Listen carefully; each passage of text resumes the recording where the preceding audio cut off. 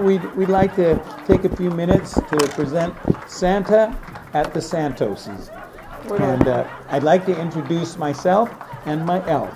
Oh, this is Eloise, my elf, and I, whether you believe in me or not, am Santa Claus. You know, some of you may wonder about Santa, and you have this idea that Santa Claus is, all he does is go around and he gives presents and he goes down chimneys and all that kind of stuff. But actually, that's only one small part of what Santa Claus does. The primary problem that Santa has is creating the naughty and nice list. Now, I don't know, I'm sure none of you have had anyone ever make any bad rumors about you or come up with any terrible innuendos and manufacture stories about you. I'm sure that never happened to any of you. But if it did, you would understand that it's hard to know who's telling the truth. And this is a thing that Santa is up against, trying to figure out who's been naughty and nice, which stories are true and which aren't. And so the fact of the matter is that with you folks here, to tell you the truth, some of the stories I've heard, if I believed them, I would come to your house personally and fill your stockings with lumps of coal while you were wearing them. Oh, Santa, you don't believe that in those rumors, do you? No, I don't go by rumors at all. So I have to rely on other sources rather than the rumor mill. Okay, so I have to rely on a little divine intervention. Now, I'm going to reveal some things to you this evening. He needs help. He's just not as sharp as he was 800 to 1,000 years ago. Well, that's true, I guess. I can't believe you would say that in front of this audience. But anyway, so I rely on a little divine intervention. You probably don't know this, but I and St. Peter are good friends. And St. Peter, when I have a problem situation trying to figure out what's what and what's not, I consult with him. Now, I wondered because, oftentimes I found myself to be wrong about certain people, and he was flawlessly right on every time. And I said, how do you do that, St. Peter? And he says, well, I got a little secret. He says, if you won't tell anyone, I'll let you know. Wow, maybe I better stop right there. Maybe he'll forgive me. Anyway, so... you really going to tell everybody? I guess I will. I can't leave you hanging. Well, you started. Yeah, I started, so I better tell them. Anyway, he took me to see a thing that you've probably never heard of. It's a stone wall. It's miles long. I mean, it disappears off into the distance this way and that way. And in this stone wall, there are meters. And he explained to me... meters? Well, they're called sundials. Sundials? No. Listen carefully. Sundials. Oh. And for every meter, there's a name of somebody here on Earth. And all they do is send workmen out every day to record your particular sundial reading. I said, whoa, this is interesting. I have some people that I would like to take a look at their sundial, if you wouldn't mind. Is that asking too much? Who'd you check, Santa? Well, we got one person right over here. Terry Newmeyer. Oh, yeah. I know Terry Newmeyer. Yeah, I do too. I bet you quite a few people here know him. So anyway, he said, sure, no problem. We'll go down to the ends. We get down to the ends, and of course, based on some of the rumors I've heard about Terry, I wasn't expecting a good scene, but, but I had to remember, most rumors, there's nothing to them, it's ridiculous, there's nothing to them. So anyway, we get there, and we find Newmeyer, finally get down to Terry. There it is. I was terribly disappointed. It was barely moving. Oh, that's too bad.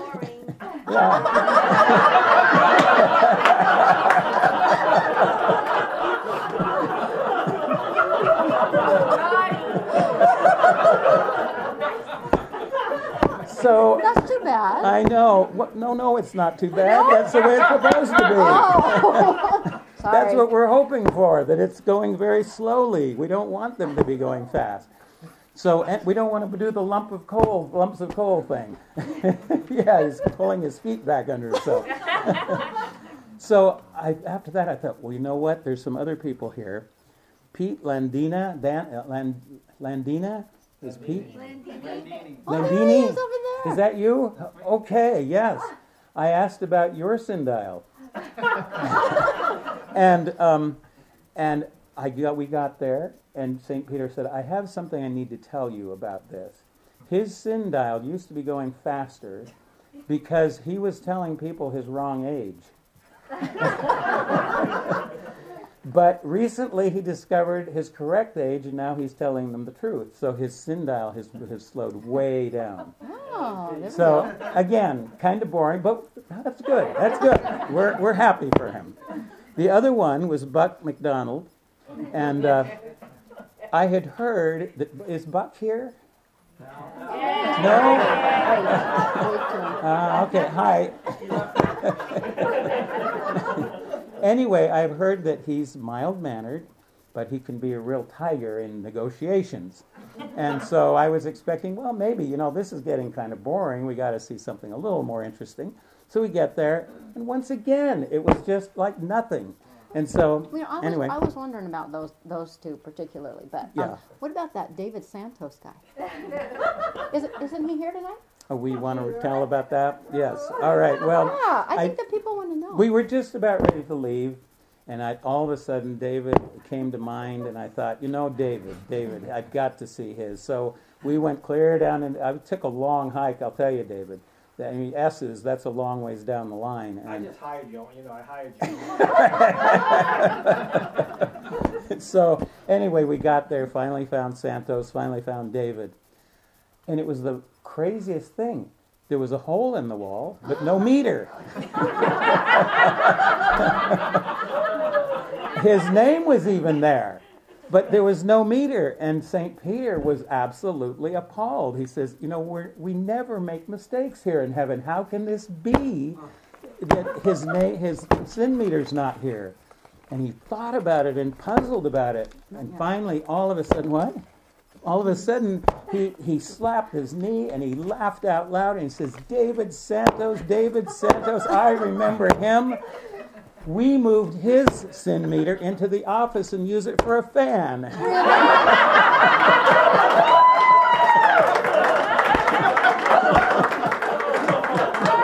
Really, Santa, is that true? That's absolutely true. That is true. So, If I turned around, my face would be as red as my head. well, Here's Santa. I do want to let you know that David is a great guy, and I'm exaggerating. It wasn't that bad. In fact, I have something here I would like to read in his. That's backwards. Thank you. This is truly a situation where the left foot doesn't know where the right hand is going. So anyway, So what do you have? Pardon? Okay, this is what I would like David Santos to hear. David Santos is one of the finest men I know. He is kind and considerate, is willing to help people at any expense to himself. He is generous to a fault and has been known to go anywhere, do anything for anyone who's having a problem. He is probably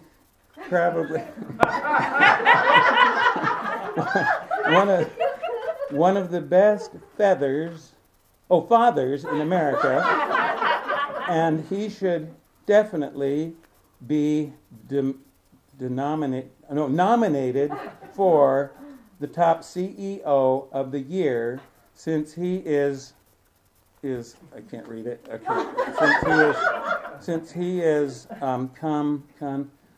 David, for goodness sakes, will you come up here? I can't read your handwriting.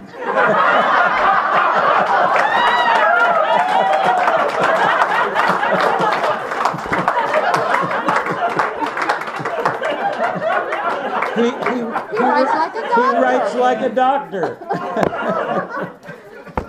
All right.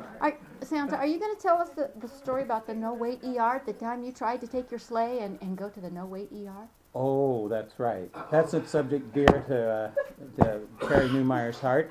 The no-wait ER, way up in the North Pole, we've even heard of it. We have sleighs going around with the little sticky things on the back. What are those called? It's amazing. Anyway, I knew about the no-wait ER, and so now here's another thing you probably didn't know about Santa. I carry a little friend with me everywhere I go in the sleigh, a little pet, and that it's a lizard, a little lizard. I've had this for many, many years. Her name is Lizzy, and she goes with me everywhere. Lizzy the lizard, and I noticed not too long ago that she was not doing well.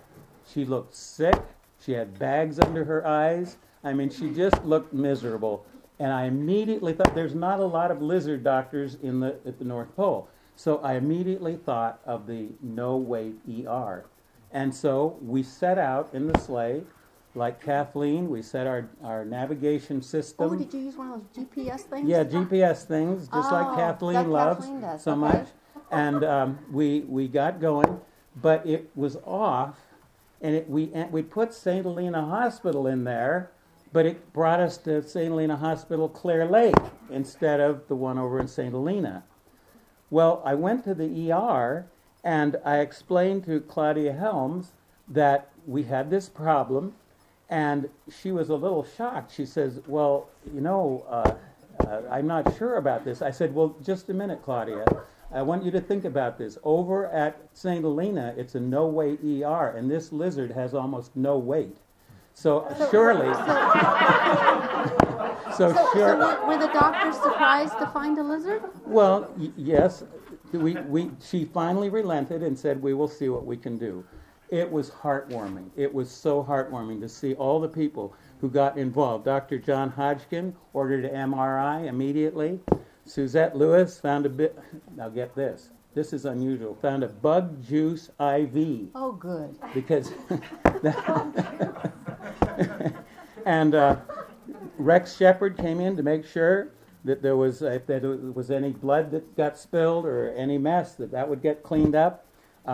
Even Chaplain Bowers stepped in case there was spiritual assistance that was needed. It was just wonderful. I have a question. Yes? But did Amber Warner come in to check and see if there was any foul play? Yes, she did. And I explained to her that this was a lizard, not a fowl. So, anyway, now Kevin Cole stood by with the paddles in case those were needed. What paddles? Well, Why does he need paddles? To keep people in line. No. No, because if there was a heart attack, they put them on the lizard's chest and revive them. Okay? Oh. Anyway, but you know what? It was just so amazing to see what they did with that lizard. The care, the concern, the love, and all the rest. I had tears in my eyes. I was so impressed with this hospital here. It was just so wonderful. Did they ever get around to telling you what was wrong with Lizzy? Well, they did. As I was wheeling Lizzy out in the wheelchair, out to the sleigh, I asked, who did I ask? Berta. Berta? Was it Berta? I think it was Berta. Okay, I asked Berta, I said, what exactly was Lizzy's problem? And she said Lizzy had a very serious case of a reptile dysfunction.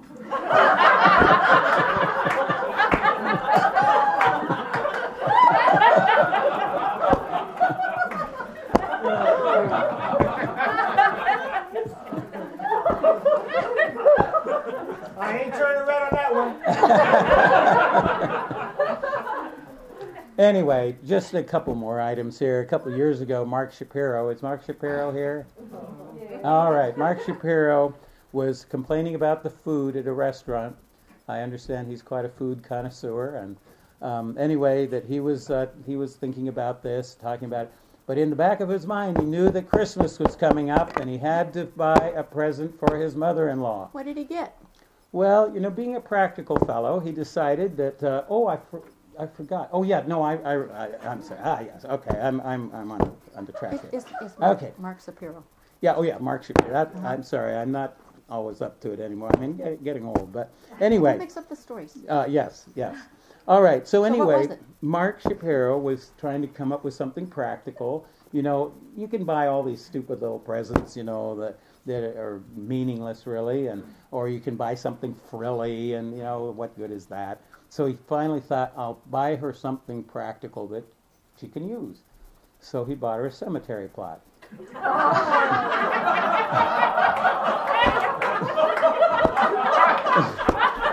Now,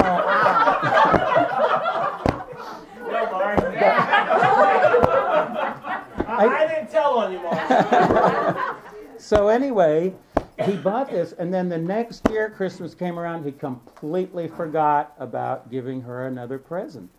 Well, she called him up and says, what's the deal? You gave me a present last year, but you didn't give me one this year. And he says, hey, you didn't use the present I gave you last year.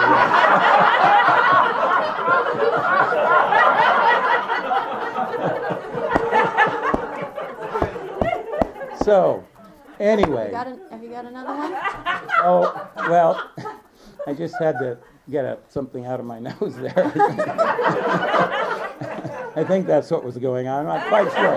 Is there a neurologist here? I'm having some problems with the communication between my brain and my hands. Anyway, I was trying to figure out who's someone here that has a couple kids, like a boy and a girl. Anyone here who has a couple kids? It's somebody. Oh, Denise.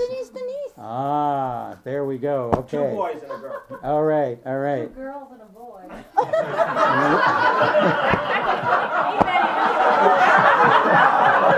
Oh, now it is turning red. You know. Santa, we didn't need you to mess me up. Hey, you know what, David? Easy come, easy go. Anyway, so Connor came running to Denise and said, Denise, no, he wouldn't say that, would he? He'd say, Mom, is Rotterdam a swear word? And she said, Rotterdam a swear word? No, that's not it. It was coming up on Christmas time, and they'd had, well, you can see what we got here. Plenty of candy around. Lots of candy for everything. Yes, and anyway, he says, is Rotterdam a swear word? And she says, Rotterdam a swear word? No, Rotterdam's not a swear word. Where did you get that idea? Well, I was just worried about it. Well, why were you worried? Well, don't worry. You're sure it's not a swear word? No, it's not a swear word. Don't worry. Oh, he says, that's good. She says, why? Why are you so concerned about that? He says, because I just told Kaylee if she ate too much candy, it would rot her damn teeth out.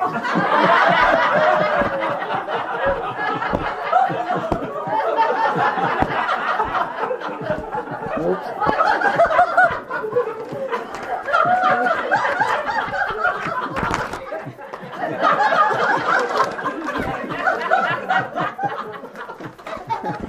All right, Christmas to all of you, and thank you for coming. And all, yes, all I know is the Cajun night before Christmas, which is something that was the night before Christmas, and all through the house, not a thing passed, not even the mouse. Children, there's a good snug on the floor, and Mama passes pepper juice, you crack on the door, then out on the bayou, they got chicken cutter, then up on the ground, then fall off a ladder. That's all I know of it. Have a Merry Christmas.